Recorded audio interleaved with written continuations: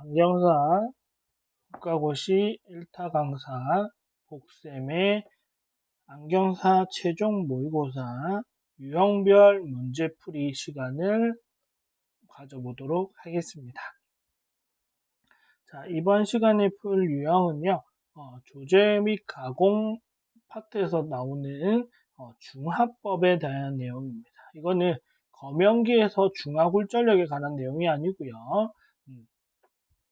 조제 및 가공 파트에서 중화, 뭔가를 제로화로 만드는, 중화시킨다, 제로화 만드는 과정을 통해서 내가 렌즈미터가 없는 상태에서 렌즈의 굴절력을 임의로 알아보기 위한 방법을 중화법이라고 하는데, 그것에 관련된 내용을 한번 풀어보도록 하겠습니다.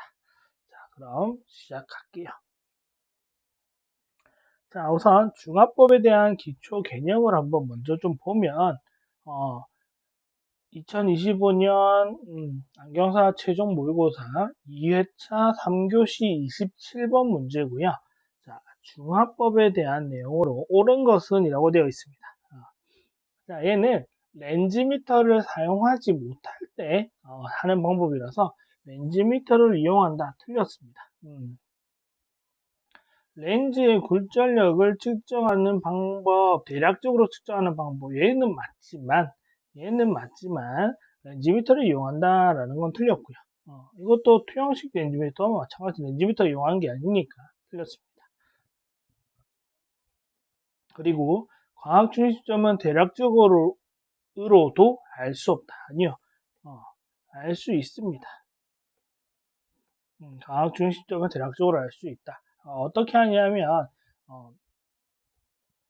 우리 뭐 벽돌 같은 게 붙어 있다라고 했을 때, 이렇게, 판으로 된다고 했을 때, 아니면 이렇게 뭐 무늬같이 되어 있는 이런 것들이 있다면, 이런 선을 보고, 렌즈를 움직였을 때, 렌즈의 중심 부분에 최대한 가까이 갔을 때, 이 상이 거의 움직이지 않는 부분이 딱 존재합니다. 그 부분이 렌즈의 광학 중심점일 가능성이 크죠. 여기서 대략적이라는 말은 렌즈 전체가 있다고 했을 때, 한 일부 범위까지는 이 범위까지만 알 수 있지, 정확한 포인트를 알기는 어렵습니다. 그거는 렌즈미터를 통해서 확인해야 되는 부분이고, 종합법으로는 최대한 렌즈를 움직였을 때 상이 움직이지 않는, 최소화 움직이거나 거의 움직이지 않는 범위를 대략적으로 찾아낼 수 있는 거죠. 그리고 플러스 렌즈와 마이너스 렌즈를 구분할 수가 없다가 아니고 있다죠. 이걸 할 수 있기 때문에 중화법을 할 수 있는 겁니다. 렌즈의 이동 방향과 상행 이동 방향이 동일하면 마이너스 렌즈다. 정답은 5번입니다. 자, 나중에 왼쪽에 보시면 중화법 응용이라고 된 파트 가면 렌즈미터 내에서 화면상에서의 상이 움직임과 중화법 렌즈미터가 아닌 실생활에서의 렌즈 움직임과는 반대가 되거든요. 그래서 이거를 꼭 중화법인지 렌즈미터 상 화면인지를 문제에서 꼭 읽어내신 다음에 확인하셔야 되고요. 혹시 본인이 근시이시라면 본인 안경을 가지고 글자를 보면서 안경을 손에 들고 얼굴에 좀 빼가지고 손에 들고 좌우로 움직여 보시면 여러분들이 안경을 오른쪽으로 움직이면 안경 렌즈를 통해서 보이는 글자도 오른쪽으로 따라오게 될 겁니다. 그래서 렌즈 이동 방향과 상의 이동 방향이 동일하면 마이너스 렌즈, 반대라면 플러스 렌즈다라는 것을 가지고 이 내 움직임을 알기 때문에 중화법을 할 수 있다라는 거 기억하시고 다음 문제 보도록 하겠습니다. 자, 4회차 2교시 54번 문제이고요. S-1.50디옵터의 시험 렌즈. 이 시험 렌즈란 말은 내가 아는 거죠. 나는 이 렌즈는 마이너스 렌즈이고 이 렌즈의 굴절력이 1.5디옵터라는 거는 알고 있어요. 이거나 굴절력을 알 수 없는 안경 렌즈를 겹쳐서 보았을 때 상의 이동 방향이 렌즈 이동 방향과 동일하게 보였다. 이 안경 렌즈, 이 알 수 없는 이 안경 렌즈겠죠. 이 안경 렌즈 대략적인 굴절력은 얼마냐라고 했습니다. 자, 중화법을 생각하셔야 됩니다. 중화법을 한다는 말은 이 안경 렌즈가 플러스 디옵터라는 생각을 하고 플러스 디옵터일지 마이너스 디옵터일지 모르지만 기본적으로 이렇게 생각할 수 있겠죠. 이 안경 렌즈가 두 가지 가능성이 있죠. 마이너스 디옵터일 수 있고 플러스 디옵터일 수 있어요. 평면은 아니라고 생각할게요. 마이너스 디옵터라면 그냥 상의 이동 방향만 보고 알 수 있죠. 상의 이동 방향만 보면 알 수 있기 때문에 굳이 얘랑 얘를 더해서 본다고 해도 얘를 단독으로 보는 거나 더해서 보는 거나 상의 이동 방향은 어차피 마이너스 렌즈이기 때문에 같은 방향으로 움직일 겁니다. 그러면 임의의 마이너스 렌즈의 굴절력은 알 수 없습니다. 왜? 어차피 얘도 동일하게 움직이고 이 녀석도 동일하게 움직여요. 두 개를 더해도 동일하게 움직여요. 이 상태에서 이 마이너스 렌즈의 굴절력이 얼마인지 알 수 있는 방법은 없습니다. 근데 그러면 이거는 중화법을 하는 의미가 없는 거죠. 중화법에 대한 개념을 아예 적용시킬 수 없는 상태인 거죠. 자, 근데 플러스 렌즈예요. 플러스 렌즈는 반대로 움직이죠. 내가 가지고 있는 렌즈는 마이너스니까 같이 움직이고, 이거 내 굴절력을 모르지만, 상이 반대로 움직이네? 그럼 만약에 이거 두 개를 더했을 때, 세 가지 경우가 나오겠죠. 0디옵터가 나올 수도 있고요. 마이너스 디옵터가 나올 수도 있고, 플러스 디옵터가 나올 수도 있겠죠. 0디옵터가 나온다라고 하게 되면, 마이너스 150과 얘가 더해서 0이 된다면, 플러스 150일 거고요. 마이너스가 된단 말은 이 플러스가 이 마이너스 150보다 작기 때문에 그런 거니까 얘는 예를 들어서 플러스 100 이렇게 되겠죠. 그리고 두 개 더 했는데 상이 반대로 움직여요. 그러면 이 마이너스 렌즈를 없애고 플러스가 남았다는 거잖아요. 그러면 얘는 플러스 200 이런 식이 되겠죠. 이거를 우리가 확인하고자 하는 게 중화법이기 때문에 4번, 5번은 이것도 해당하지 않나요? 해당할 수 있죠. 하지만 중화법에서 이걸 하고자 하는 게 아니라는 겁니다. 중화법에 대한 내용을 보고 판단하셔야 되니까 이거는 답이 아니어야 되죠. 무조건.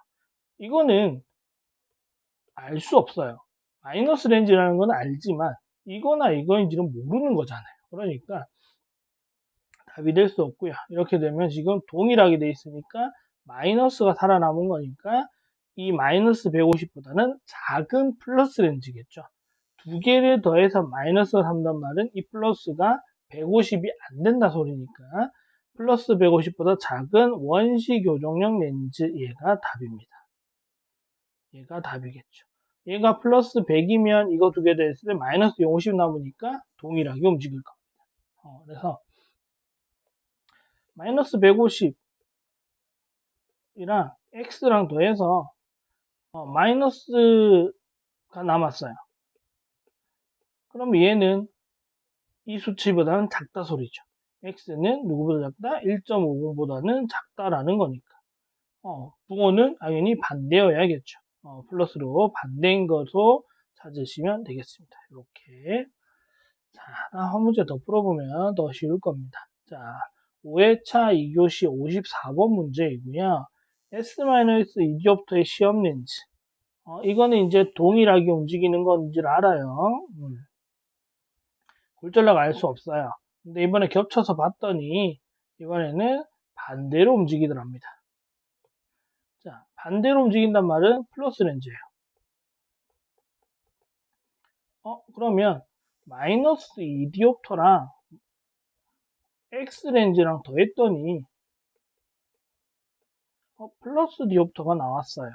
그럼 이 LX 렌즈의 굴절력은 X 렌즈의 굴절력은 플러스 디옵터이고요. 그리고 누구보다 크죠? 2.00보다는 커야 됩니다. 왜? 얘가 플러스 2면 0이 나올 거고요. 플러스 1이면 마이너스 나올 거고, 플러스 3이면 플러스 3 이렇게 돼야지만 두 개 더해서 얘보다 플러스로 출력될 거잖아요. 그러면 반대로 나왔단 말은 플러스 렌즈의 움직임이 보인다. 그러니까 두 개 렌즈를 더했을 때 이 렌즈와 이 렌즈를 겹쳐서 봤더니 결국 플러스 렌즈가 되었다 이거잖아요.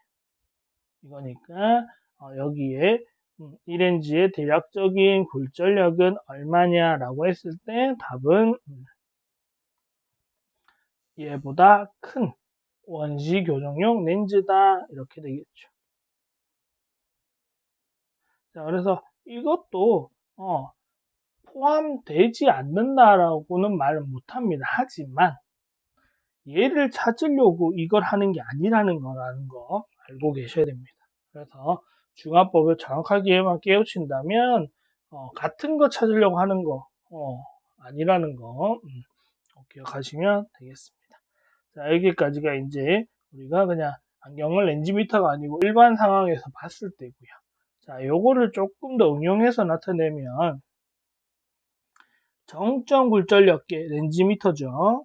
렌즈미터에 측정했을 때 근시용 렌즈를 왼쪽에서 오른쪽으로 움직인다. 내부 스크린에 보이는 타깃상의 이동 방향. 자, 이렇게 해서 보셔야 돼요. 그냥 안경 렌즈로는요. 그냥 쉽게 안경 렌즈 가지고 중화법에서는 마이너스 렌즈가 동일한 방향으로 움직입니다. 하지만 렌즈미터에서는요. 초선 개념이기 때문에 한 번 더 뒤집혀서 반대로 움직입니다. 상이 반대로 움직입니다. 서로 반대예요. 렌즈 자체를 보는 거랑 렌즈의 기기에 의한 상을 보는 거랑 다르기 때문에 반대로 움직입니다. 그러면 왼쪽에서 오른쪽으로 움직였단 말은 상은 오른쪽에서 왼쪽으로 움직여야겠죠. 반대로. 이거 헷갈리시면 꼭 안경 쓰신 분들 또는 학교에 있으면 학교 자주 못 가시는 분들은 가까운 안경원이라도 한번 방문해서 안경 렌즈에 있는 근시용 렌즈를 가지고 상이 움직이는 거 확인하고 렌즈미터에서 렌즈 움직이는 거랑 안에 타깃이 움직이는 방향 꼭 확인하셔가지고 눈에 또는 눈에 확실하게 익혀 놓으시길 바라겠습니다. 이거를 헷갈리면 이 비슷한 문제들이 나왔을 때 실수할 수밖에 없습니다. 그러니까 꼭 이 문제 잘 기억하시기를 바라겠고요. 혹시 문제가 이렇게 나온다라고 하면 여러분들 실수 없이 잘 푸셨으면 좋겠습니다. 중화법에 관해서 기초이론 두 가지 문제, 그다음에 렌즈 밑으로 적용했을 때 문제까지 봤는데 이것들에 대해서 질문이 있거나 또는 이 비슷한 문제에 대해서 의문이 있거나 하면 댓글 남겨주시거나 카카오톡 공부방에 남겨주시거나 카페에 글로 남겨주시거나 하면 제가 성심성의껏 답변해 드리도록 하겠습니다. 자, 중화법에 관한 문제는 이 정도 하는 걸로 하고요. 국시는 언제나 복쌤 그리고 복쌤TV 커뮤니티와 함께 준비해 주시면 카페, 유튜브, 카카오톡 오픈톡방을 다양하게 활용하고 있으니까 여러분들이 언제든 질문 남기거나 했을 때 제가 함께 할 수 있는 방법들이 많으니까 같이 하시면 준비하는데 도움이 되실 겁니다. 자, 그리고 영상이 도움이 된다면 채널 구독 그리고 주변에 추천도 많이 해주시고요. 그리고 기출문제 지금 프리 내용을 보고 싶으면 멤버십 가입 그리고 아직 딱히 확실한 교재를 준비하지 않으셨다면 안경사 최종 모의고사 교재 또한 괜찮은 선택일 수 있으니까 다양하게 준비하셔가지고 활용하셔가지고 혹시 준비하는데 한 번에 잘 마무리할 수 있기를 바라면서 오늘 수업은 여기까지 하고 마무리하겠습니다. 감사합니다.